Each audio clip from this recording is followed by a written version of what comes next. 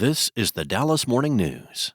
It's Thursday, February 12th. A mix of sun and clouds today, but a bit warmer than yesterday with a high of 78.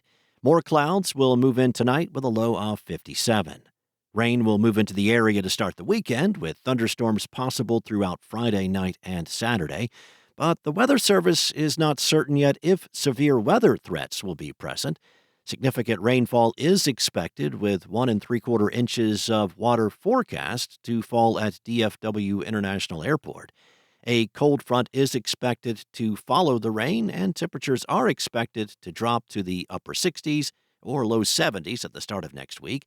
Those temps are still above normal for mid-February, and the Weather Service said another warming trend is on the horizon for next week.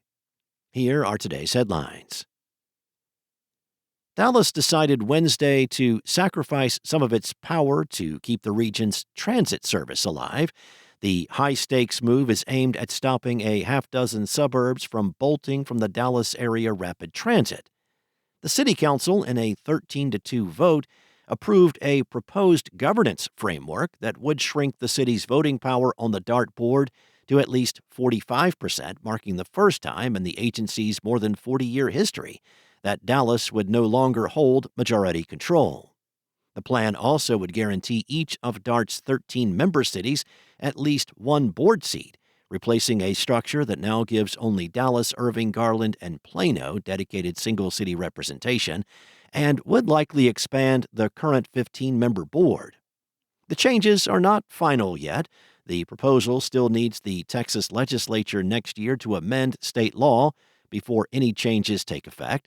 But the goal is to try to persuade 6 cities, Addison, Farmers Branch, Highland Park, Irving, Plano, and University Park, to scrap May elections that could let voters decide whether to withdraw from DART.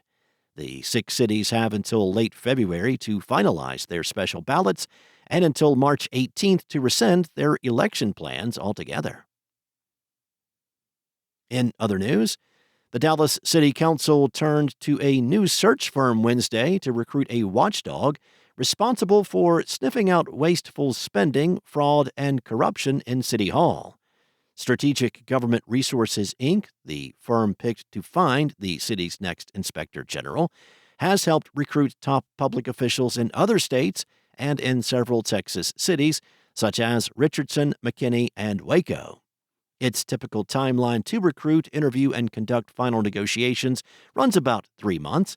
The search for a permanent inspector general began after the city botched the process last year. They hired Timothy Menke, a candidate who did not meet a voter-approved job requirement that called for experience as an attorney. Menke was let go in August, shortly after he began work, and the saga took a new turn when Bart Beavers, the city's first inspector general, sued the city for wrongful termination in September. Beavers, who held the position before Menke was recruited, reapplied for the position after voters approved a charter proposition that moved the inspector general out of the city attorney's office. And after 4 years as chief of the Southern Dallas County School District, DeSoto ISD Superintendent Usamah Rodgers is retiring. The district's board unanimously approved a retirement agreement with Rodgers at a meeting Tuesday.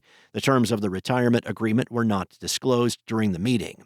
The Dallas Morning News has requested a copy of the agreement. That request is pending. Following the board's vote, Rodgers said it was her extreme honor and pleasure to serve as superintendent. Rodgers, a former deputy chief of strategic initiatives in Dallas ISD, came to DeSoto ISD in 2022 at a time when the district needed stability.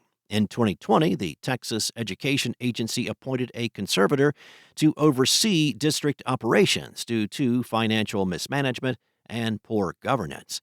A TEA financial audit found that improper spending in the district led to a $21.6 million budget shortfall. 6 years later, the district remains under conservatorship. Thanks for listening. For more on today's stories and the latest breaking news, visit dallasnews.com.